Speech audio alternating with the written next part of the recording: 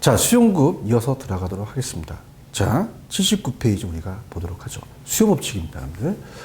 자, 수요법칙으로 들어간다면, 자, 저번 시간에 가격이 상승하면 수요량이 감소하고, 자, 가격과 수요량은 역관계, 감소함수다. 그 다음에 반비례 관계입니다. 자, 이렇게 이제 보시고요. 자, 그렇다면 우리가 수요법칙에서, 자, 수요법칙 가격 효과 수요법칙이라는 걸 말씀드리고, 그 다음에 이제 수요 함수라는 걸 이제 한번 들어가 보도록 할게요. 자, 그러면, 자, 79페이지 수요 법칙과 그 다음에 우리가 넘기시면은 80페이지 보시면은 가격 효과, 수요 법칙, 수요 곡선이 우하향하는 이유를 우리가 한번 설명해 보도록 하겠습니다. 자, 이것도 이제 자주 출제되는 부분은 아니에요. 자, 이렇게 봅니다. 자, 우리가 수요 곡선이, 자, 가격과 양에서, 자, 이게 수요 곡선이 우하향하는 이유예요. 그 수요법칙이죠. 그 우하향하는 이유라는 것은요. 자, 우리가 가격이 하락하면 양이 늘어난다는 얘기입니다. 자, 그러면은 가격이 만약에 상승하게 되면, 자, 어떻습니까? 수요량이 감소한다는 게 수요법칙이죠. 자, 요게 이제 가격 효과예요. 그럼 가격 효과를 나타내는 게 소득 효과와 대체 효과가 있다가 시험에 나왔었거든요. 자, 두 가지를 한번 비교해 볼게요. 자, 그러면은 소득 효과와 대체 효과입니다. 자, 소득 효과와 대체 효과를 합쳐서 가격 효과라고 하는데, 자, 요 두 가지 효과가 달라요. 소득 효과는 실제 소득만 나오고 한 재화가 나오며, 대체 효과는 두 가지 재화가 나오는데, 자, 우리가 대체재라는 걸 이제 배우셨어요. 대체재는 대신할 수 있는 재화입니다. 그럼 A 재화가 있고요. 그 다음에 B 재화가 있다. 대신할 수 있는 재화. 자, 그럼 어떻습니까? 두 가격이 비슷해요. 그럼 만약에, 자, 어떻습니까? 100원이, 1000원이라는 자체가 내가 살 수 있는 능력이 구매력이었죠. 유효수요. 그럼 1000원에서, 자, 물건의 가격이 비슷할 겁니다. 그러면 1000원에, 100원에 10개를 살 수 있고요. 얘도 100원에 10개를 살 수 있다고 보세요. 자, 그러면은 만약에 가격이 오릅니다. 오르게 되면 200원이면 5개밖에 못 사요. 자, 그러면 가격이 상승하게 되면 수요량을 줄이는 게 수요 법칙이잖아요. 자, 그러면서, 자, 앞쪽에서 말씀드렸지만 소득 효과는 한 재화만 등장합니다. 근데 가격 효과라는 거는 두 가지 재화가 등장해서 얘기를 해요. 자, 그렇다면 소득 효과는, 자, 가격이 상승했으니, 자, 그 재화에 쓸 수 있는 실질 소득이 감소합니다. 그죠? 그럼 이 소득에 대한 구매력이 감소하다 보니까 수요를 감소할 수밖에 없죠. 그럼 한 재화의 가격이 상승해서 실질 소득이 감소해서 수요량을 줄였다 이렇게 나오면, 만약에 5개를 줄인 상태에서 여기서 2개를 줄였다, 그럼 이거는 소득 효과가 됩니다. 자, 그런데 어떻죠? 자, 만약에 대체재라는 건 뭐냐면 대신할 수 있는 재화예요. 자, 이건 두 가지 재화가 나오죠. 그러면 A 재화의 가격이 상승해서 B 재화, 다른 재화의 가격이 오히려 다른 재화의 가격이 상대적이라는 표현을 써요. 상대적으로 다른 재화의 가격이 하락하는 효과가 나타납니다. 그러면, 자, 이거는 A 재화 가격 상승했더니 B 재화가 어땠습니까? 가격이 상대적으로 하락했다. 자, 그러면은, 자, 이거는 대체 효과가 나타납니다. 그 두 가지 재화예요. 그래서 이거를 우리가 3개를 줄였다. 근데 A의 재화에 대한 수요를 3량을 늘릴 수 있다는 거죠. 수요량을. 자, 그래서 가볼게요. 자, 80페이지입니다. 자, 두 가지요. 이 두 가지 합친 게 가격 효과인데, 자, 소득 효과 볼까요? 소득은 하나의 재화만 등장합니다. 가격이 상승한다는 말은 소비자 실질 소득 상대적으로 줄어들어요. 그 다음에 소득이 줄어드니까 소비자가 그 정도 양에 대한 적은 양을 소비할 수밖에 없어서 수요량이 감소한다는 건, 자, 이거는 소득 효과입니다. 그런데 어떻습니까? 대체 효과는 달라요. 두 가지 재화가 나옵니다.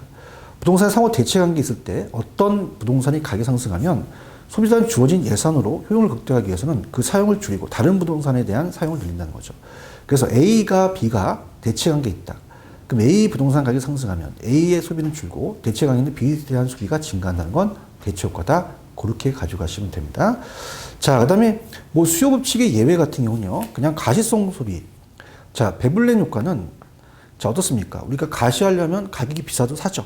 그러면 가격이 상승하더라도 사더라. 가시성 소비. 그래서 우리가 배불러야지 가시하죠. 배불른 효과. 이렇게 해서 그냥 참고만 하시고요. 투기적 수요는 가격이 상승한다는 걸 본다면 오히려 일시적으로 또 수요가 늘어나더라. 이렇게만 보시고 뭐 기펜자는 그냥 역설이다. 참고만 하시기 바랍니다. 그 다음에 수요 함수라는 단어가 있어요. 오른쪽에. 자, 그래서 81페이지 우리 수요 함수라는 얘기를 한번 들어봅시다. 자, 수요 함수라는 것은요. 자, 함수라는 것은 펑션이에요. 자, 그래서 영향을 주는 변수가 독립 변수고 영향을 받는 변수가 종속 변수거든요. 자, 그럼 우리가 영향을 받는 이 QD라는 것은 수요량을 얘기를 합니다. 함수 관계가. 그래서 자, 그것이 가격이 있고 가격 이외가 있어요. 가격 프라이스라고 하죠. 그다음에 가격 이외가 있다. 그래서 영향을 받는 변수가 종속 변수입니다. 자, 그렇다면 이 함수 관계에 대한 것을 우리가 수요 함수와 공급 함수가 있어요. 자, 그러면 자, 수요 함수라는 것은 자, 수요량에 영향을 주는 요인이 독립 변수고 영향을 받는 수요량이 공급 함수다. 이렇게 해서 가격만 있으면 협이고 강의는 여러 가지가 되거든요. 자, 그렇다면은 우리가 여러분들이 78페이지 다시 가셔서 제가 2번 가격의 감소 함수라고 얘기했습니다. 그러면 가격의 감소 함수다 라고 한다는 거는요. 자, QD가 있어요. 그럼 QD가 있으면은 자, 우리가 그 함수 관계의 식이 있습니다. 자, 10에다가 마이너스 P가 들어간다는 거죠. 자, 그래서 어떻게 됩니까? 항상 얘가 수요량이 되고요. P 앞에 플러스 값이 나와요. 그래서 자, 가격이 1원, 2원, 3원 간다면요. 양은 어떻게 됩니까? 하나씩 빠지죠. 그래서 10에서 1 빼면 9원, 8원, 7원으로 갑니다. 그럼 가격이 상승하면 양이 감소하니까 가격이 감소함수다. 이렇게 되면서요. 자, 그래프가 제가 좌측에 이렇게 그려놨습니다. 우리 수요 곡선은 가격과 양이 있어요. 그럼 이렇게 우하향하는 곡선이 되는데, 자, 가격이 빠지잖아요. 그럼 양이 늘어난다는 거죠. 그래서 그만큼 늘어난다는 거니까 이 플러스 마이너스가 다르다는 거. 이렇게 해서 우리가 보시면 됩니다. 자, 그러면 78페이지 5번에 안 했었잖아요. 수요 곡선, 개별 곡선은 수평적으로 합한 게 시장 수요 곡선이다. 자, 오른쪽에 개별 수요와 시장 수요라는 게 있습니다. 자, 그러면 개별 수요를 하나씩 합칩니다. 자, 갑의 수요가 있고요. 그 다음에 을의 수요가 있어요. 자, 이걸 합쳐서 시장 수요를 만드는 거죠.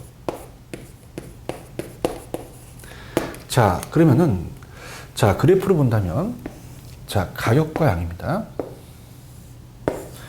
얘 좀 가파르고요. 얘 좀 만만합니다.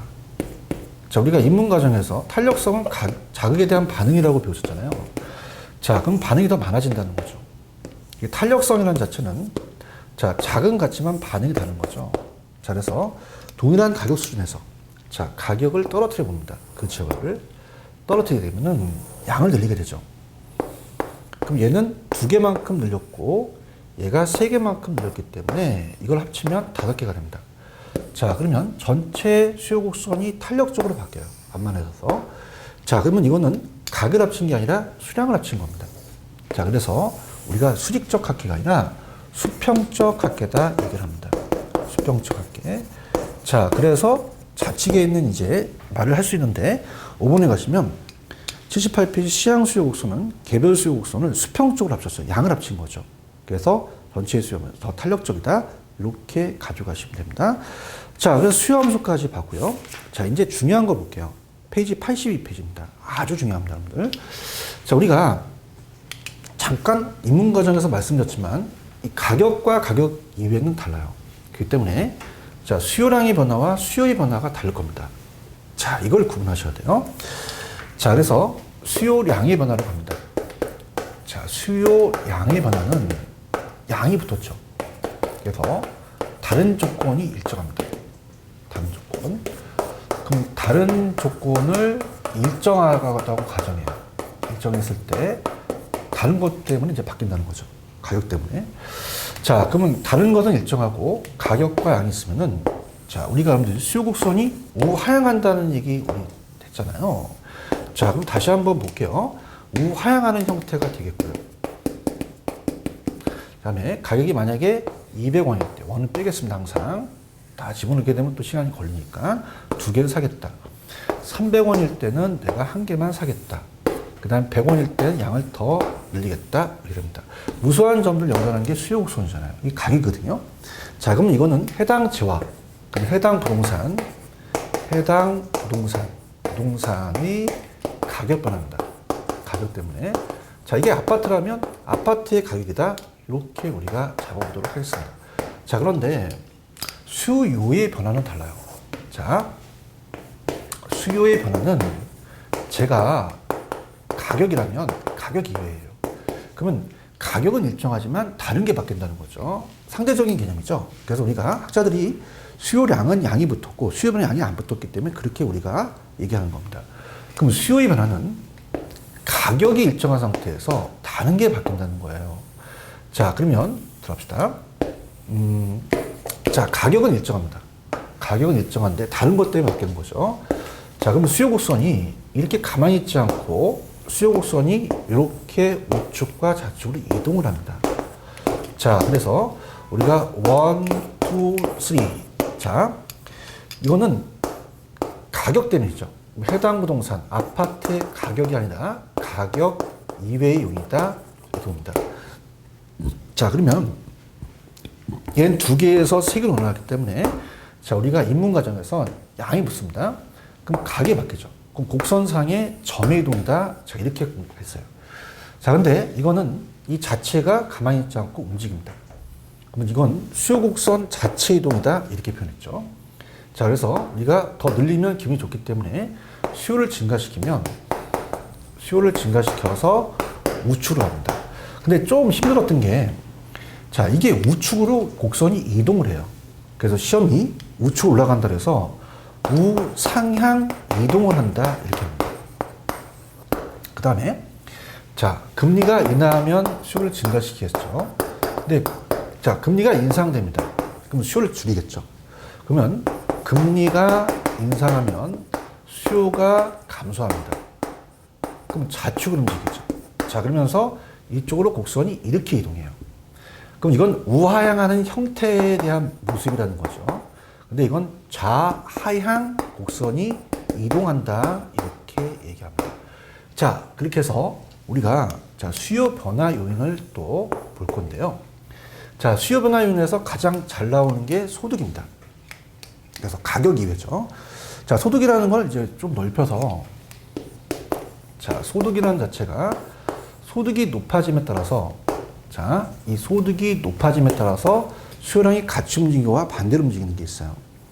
그러면 수요량이 소득이 높아져서 우리가 세 가지 재화를 본다면 수요량이 어떻습니까? 증가할 수 있고 자, 수요량이 감소할 수도 있고요. 수요량이 불변일 수도 있습니다. 자, 그러면 세 가지를 우리가 볼 텐데요. 자, 우등제하고 열등제를 본다면 우등제가 좋은 거고 열등제가 안 좋은 거거든요. 그러면 여러분들이 우리가 소득이 높아지면 수요량을 늘리는 게 정상적인 재화예요. 그래서 이거를 정상제라고 나옵니다. 자, 이걸 열등제라고 하죠. 자, 그러면은 자, 우리가 소득이 높아지면요. 당연히 좋은 거 사요. 이거는 소득이 높아지면 안 좋은 거 안 사죠. 그럼 이거는 신차고 중고차라면 자, 열등제는 중고차니까 내 소득이 높아지면 양을 줄일 겁니다. 근데 불변인 게 있는데요. 이게 바로 뭐냐? 우리가 중립제예요. 중간제라고 표현을 하거든요. 중립제. 자, 우리가 기아가 이 자동이 N이라는 거는 안 움직이잖아요. 그래서 이건 소금 같은 겁니다. 소금이나 간장. 소득이 높았다 갔다 가서 소금 간장을 많이 먹는 건 아니잖아요. 그래서 자, 이거는 저랑 같이 연습을 하셔야 됩니다. 자, 손을 이렇게 들어보세요. 자, 그래서 같이 움직이면은 정상제예요. 근데 반대로 움직인다. 열등제가 되고요. 같이 움직이면 정상제, 반대로 열등제. 변화가 없으면 중합니다. 그래서 정열중으로 우리가 배우세요. 정열중. 자, 이렇게 해서 우리가 갑니다. 자, 그래서 한번 볼까요? 자, 82페이지입니다, 여러분들. 자, 수요량의 변화는 양이 붙었으니까 점의 이동이다. 이렇게 보시면 됩니다. 그래서 이거는 해당 상품의 가격 변화다. 이렇게 보고요. 자, 수요 곡선 자체가 이동하는 게 아니라 수요 곡선 상의 점의 이동입니다. 그 다음에 밑에 수요의 변화는 양이 없었죠. 점의 이동이 아니죠. 그러면 가격 이외며 곡선 자체가 이동을 한다. 우측으로 나간 건 우상향 이동, 좌측은 좌하향 이동 이렇게 얘기하겠죠. 자, 그 다음에 수요량의 변화에 따라서 수요 곡선도 움직이더라 이렇게 얘기합니다.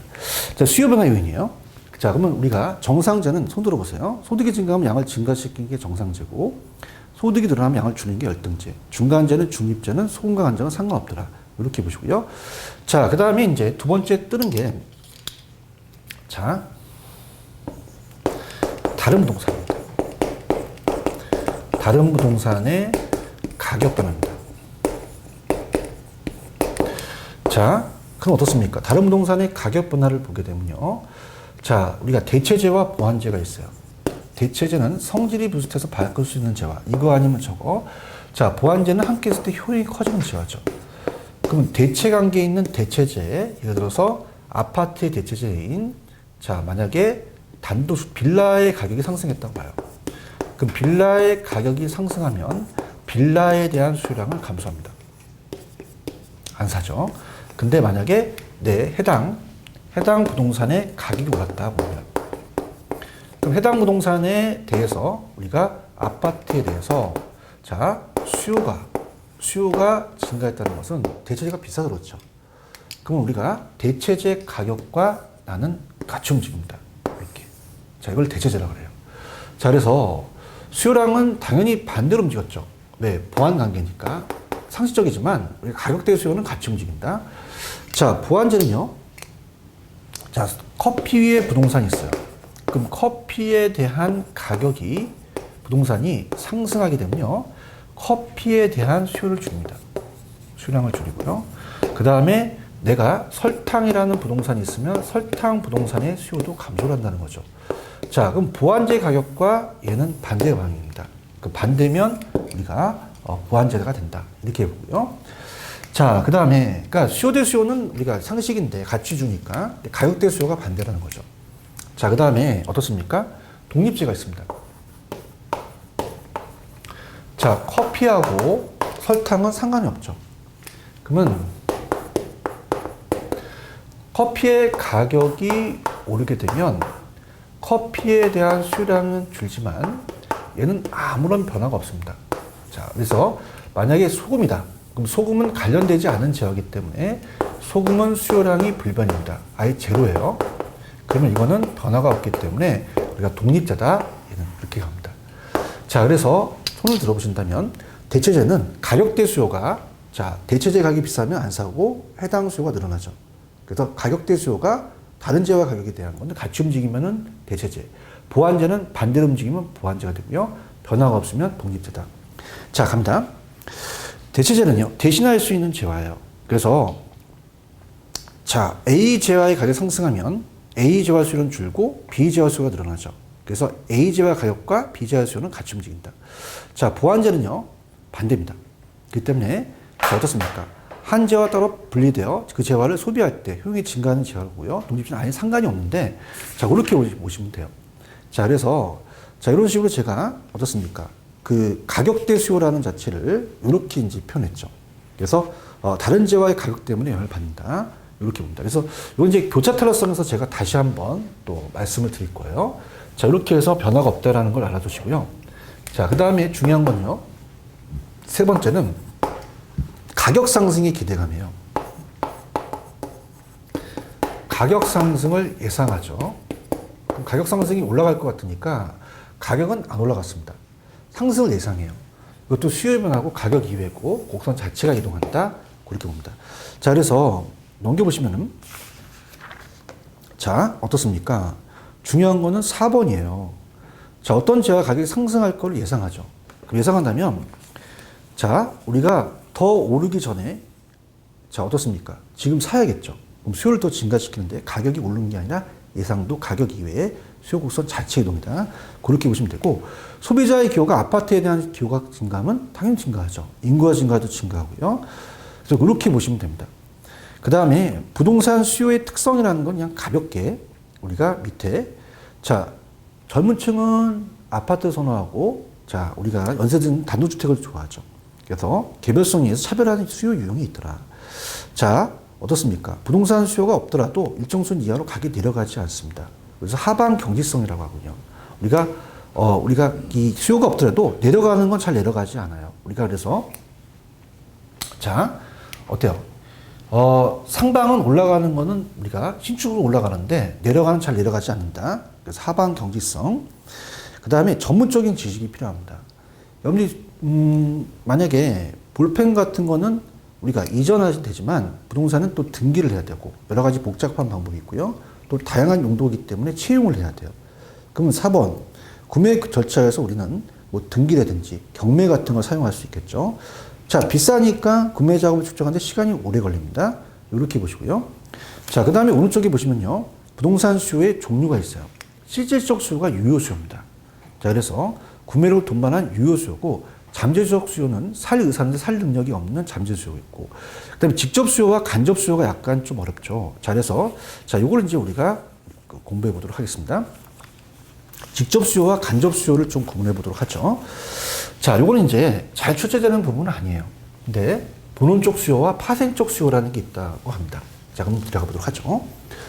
자 그럼 본원 쪽과 파생 쪽으로 들어간다면 자 이 수요에 대한 게 자 우리가 본래 원하는 수요가 본원 쪽 수요가 되겠고요.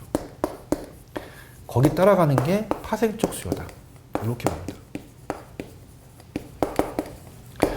자, 그렇다면은 우리가 본다면 자, 여러분들이 빵집에서 빵을 사십니다. 본래 원해서 자, 이게 직접 수요죠. 직접 수요.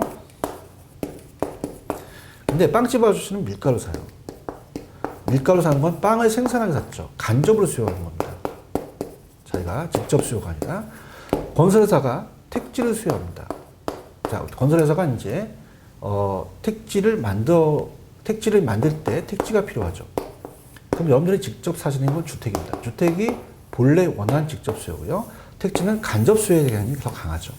그래서 우리가 빵을 찾는 게 있기 때문에 파생적 수요가 되고요. 주택을 찾기 때문에 택지의 수요가 있다는 거죠.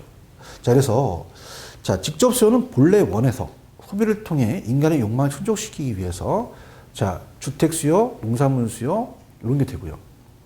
그 다음에 간접 수요는 제품에 대한 수요가 증가하면 생산 요소 수요도 증가한다는 거죠. 자, 그럼 주택의 수요가 증가하면 택지의 수요가 증가하고 농산물의 수요가 증가하면 농지의 수요가 증가하죠. 그래서 우리가 토지에 대한 수요는 그 자체보다는 토지로부터 생산되는 각종 서비스에 대한 수요로 일반적으로 이제 간접 수요에 들어간다. 자, 직접 수요로서 우리가 소비재로 이용할 수도 있어요. 앞쪽에서. 그래서 보지만 일반적으로 파생적 수요다. 이렇게만 가져가시고요. 수요 증가와 부동산 수요 증가의 수요 감소는 이렇게 해서 한번 해보시기 바라고요. 자, 그 다음에 넘겨보겠습니다. 자, 공급입니다. 자, 공급도 공급량의 변화와 공급의 변화라는 게 있죠. 자, 그래서 이걸 이제 우리가 설명해 볼게요. 자, 그래서 이 공급 함수라는 것도 우리가 공급 곡선은 자, 우상향 곡선입니다. 86페이지. 그 다음 한계 비용 곡선이라는 거는 추가적으로 우리가 만들 때 추가적인 비용이 들어가기 때문에 한계 비용 곡선이라고 얘기도 해요. 그 다음에 우리가 가격의 상승한 공급량이 증가하기 때문에 가격의 증가 함수다. 자, 그래서 오른쪽 공급 함수라는 게 있습니다. 자, 공급 함수라는 자체 잠깐 설명해 드리겠는데요. 자, 함수 관계도 똑같아요. 우리가 영향을 줄 수 있는 변수가 독립 변수고 영향을 받는 변수가 종속 변수입니다. 공급 함수라는 것은 함수 관계죠. 그래서 우리가 자, 이것도 QS라는 이 종속 변수의 양이 우리가 어떻습니까? 알고 싶은 거고요. 영향을 주는 변수가 가격이에요.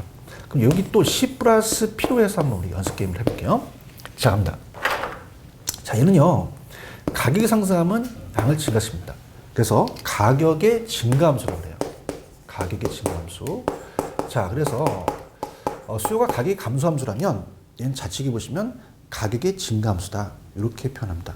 자, 그러면 자, 함수 관계를 본다면 자, 얘가 1이면 얘가 2원이면 11개가 되고요. 2원이면 12개, 3원이면 13개가 된다는 거죠. 자, 그래프로 그린다면 가격과 양에서 자, 수요 공급 곡선은 우상향 곡선이 됩니다. 자, 그러면 자, 그리면서요. 이만큼 증가하게 되면 당연히 이만큼 늘어나게 되겠죠. 이렇게. 자, 그래서 그렇게 보시고요. 그 다음 이제 오른쪽. 자, 제가 아까 했던 거를 좀 살리겠습니다. 살려서 그대로 우리가 볼게요. 자, 그럼 우리가 공급량의 변화와 공급의 변화가 틀린데 수요를 살렸어요. 그래서 우리가 그러면 공급량이냐, 공급의 변화가 다르다는 거죠. 이 두 가지를 갖고 따져봅니다. 자, 그럼 공급량의 변화는 가격입니다. 양이 들어갔으니까 점유이동이고요. 자, 공급의 변화는 달라요. 공급의 변화는 가격 이외죠. 그래서 이렇게 해서 제가 다시 살려서 가겠습니다. 자, 그렇다면은 우리가 이 공급량의 변화는 공급곡선을 얘기해요. 가격과 아니다. 자, 공급곡선이 우상향합니다. 그러면서 가격이 200원이었을 때는 나는 2개를 생산하겠다. 300원이야? 그럼 신나. 그럼 나는 3개를 생산하겠다. 자, 100원이야? 그럼 나는 1개를 생산하겠다. 자, 2개, 3개로 들어왔던 종속 변수가 같던데 가격이 상승해서 그렇죠. 그럼 요거는 양이니까 곡선상의 점유이동이다. 이렇게 하고요. 자, 가격 이외요. 자, 가격 이외는 건설회사가 아파트 가격만 보는 게 아니죠. 금리에도 영향을 받죠. 금리라는 건 수요 공급이 같이 움직입니다. 영향을. 그래서 수요가 증가하면 금리도 금리가 낮아져야 수요와 공급이 같이 증가하죠. 그럼 얘도 기분이 좋으면 우측, 기분이 나쁘면 좌측이거든요. 이 공급곡선 자체가 이렇게 이동해버려요. 그래서 1, 2, 3. 자, 그럼 금리의 영향을 똑같이 받는다 그랬죠. 자, 금리가 인하하면 기분이 좋습니다. 자, 금리가 인하하면 공급을 증가시키죠. 증가는 무조건 우측이에요. 그래서 우측인데, 자, 보세요. 자, 얘는 우측으로 올라가는 형태입니다. 그래서 우상향하는 형태로 이루어진 거고요. 자, 최근에는 수요만 나왔지만 공급도 나올 수도 있어요. 그럼 공급도 이동을 하죠. 그러면 우측으로 이렇게 내려갑니다. 그래서 우하향 이동한다라는 것도 가져가셔야 되고요. 그 다음에 금리가 인상을 합니다. 그럼 공급을 안 하겠죠. 그럼 금리가 인상을 하게 되면 공급을 줄입니다. 공급 감소가 됩니다. 공급 감소가 된다는 것은 좌측으로 이 곡선상이 올라가 버리죠. 좌상향 이동한다. 이렇게 보는 거죠. 자, 그렇다면 공급 변화 요인이 가격 이외라는 건 어떤 게 있을까요? 자, 이게 이제 중요합니다. 그럼 88페이지로 가시면은, 자, 공급량의 변화는, 자, 곡선상의 점이동이며, 자, 공급의 변화는 가격이기 때문에 그렇고요. 가격 이외이기 때문에 곡선 자체 이동이다. 우측은 우하향, 좌측은 좌상향으로 이동한다. 자, 그러면 밑에 공급의 증가와 공급의 감소 요인이 있는데요. 자, 우리가 시험에 나오는 부분이 이 두 가지가 중요합니다. 딱 두 가지인데요. 금리는 했고요. 딱 두 가지만 잡아가세요. 자, 우리가 건축 기술이 발달돼야 됩니다. 자, 이건 당연한 거죠. 건축 기술에 대한 향상. 자, 두 번째는요, 생산비예요. 생산비가 우리가 들어갑니다. 그럼 생산비는 생산 요소의 가격이라 그래요. 자, 우리가 주택을 지려면요, 생산 요소가 토지, 노동, 자본이 들어갑니다. 그러면 토지라는 자체가 이 생산 요소를 사야 되고, 그 다음에 노동을 사야 되고, 공급자는 타인 자본을 또 빌려야 됩니다. 자, 그럼 토지를 샀어요? 그럼 타게 되면 주택이라면 주택 건설용 토지 가격이 하락해 줬습니다. 노동자의 임금도 낮아야 되고요. 자, 이건 타인 자본이에요. 타인 자본을 빌리게 되면 금리도 낮아야 되죠. 자, 그래서 자, 얘는요, 이 공급 증가 요인을 갈게요. 그래서 얘는 대체재 보완제가 아직 안 나왔어요. 그건 하지 마시고요. 제가 하라는 것만. 기술이 향상되거나 생산 요소 가격이 하락. 그 다음에 우리가 대체재 보완제 아직 보지 마십시오. 이건 제가 예상 문제에서 한번 나오게 되면 살펴보겠는데 아직까지 주체가 안 됐어요. 자, 매도자 수가 증가한다. 당연히 증가하죠. 금리가 인하했다. 증가. 세금이나. 자, 우리가 가격 하락에 대한 예상도 아직은 출제가 안 됐는데 아까 반대예요. 자, 어떻습니까? 향후 가격에 대해서, 자, 얘는 만약에 상승할 걸 예상한다고 봐봐요. 그럼 상승할 걸 예상한다면 수요자는 더 오르기 전에 지금 달아야 됩니다. 그런데 자, 이 공급이라는 것은요, 여기서 말하는 공급은 신규 개발해서 가는 공급이 아니에요. 가지고 있던 걸 매도한다는 거죠. 그럼 가격이 상승할 걸 예상한다면 신규가 아닌 매도입니다. 그럼 감소합니다. 더 오르고 그 다음에 파는 것이 좋으니까 지금 안 팔겠죠. 그리고 오히려 공급을 감소한다는 거. 그거 정도만 좀 깊게 보시고요. 자, 그 다음에 어떻습니까? 나머지 경기 전망이 호전이 좋다. 공적 규제가 좀 완화된다. 그렇게만 보시면 되는 거죠. 자, 이렇게 보시고요. 89페이지 나와 있는 부동산 공급은 또 다른 파트니까 제가 다음 시간에 또 하도록 하겠습니다. 수고하셨습니다.